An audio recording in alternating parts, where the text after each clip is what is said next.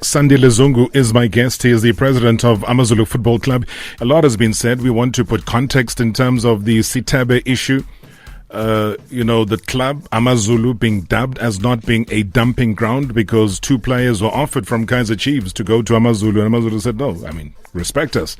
We're here for business. So who says we want your players? So we're going to put all of those things into context. Was there a pre-contract? Was it signed before the transfer window was open? People talk about the FIFA statutes around player opening negotiations with teams during the last 6 months of their contract. We respect that. We don't have a problem with that. But it is a fact that negotiations with Sithebe and the conclusion of negotiations will have happened prior to that last 6 months.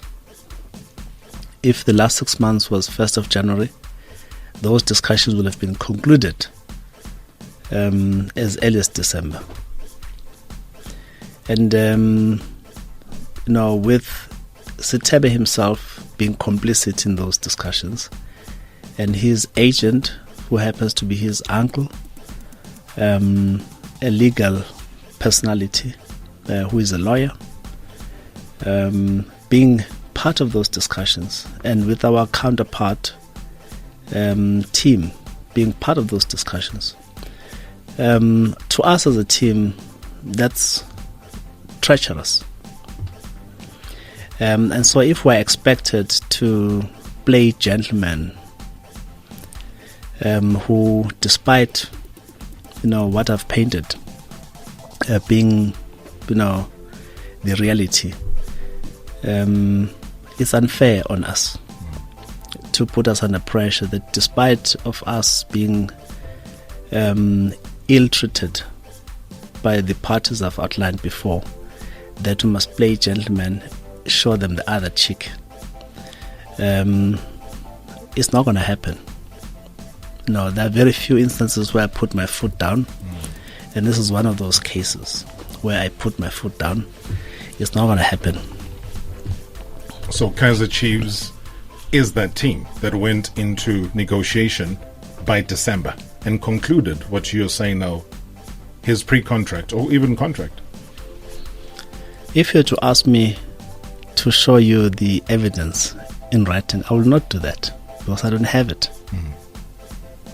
But I know, because it was confirmed by the player himself that is concluded. Which one? The pre-contract or the actual contract? The conclusion of discussions. Yeah. With Kaizer Chiefs in December when I called him, and he says, no, it's true. He's concluded with Kaizer Chiefs. So when Kaizer Chiefs then sent us a letter in January to say they are in discussions with Sithebe, we obviously didn't take too kindly to that, because we're saying, what's the need for this letter? Because we have concluded discussions. They said they are opening their in discussions with our player, we have not heard anything ever since then.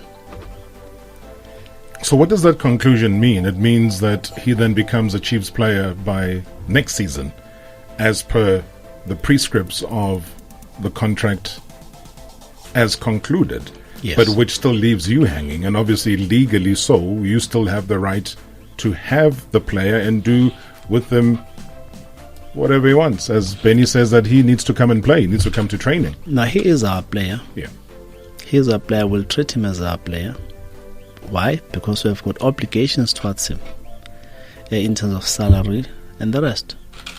We respect the contribution that is made to the team thus far.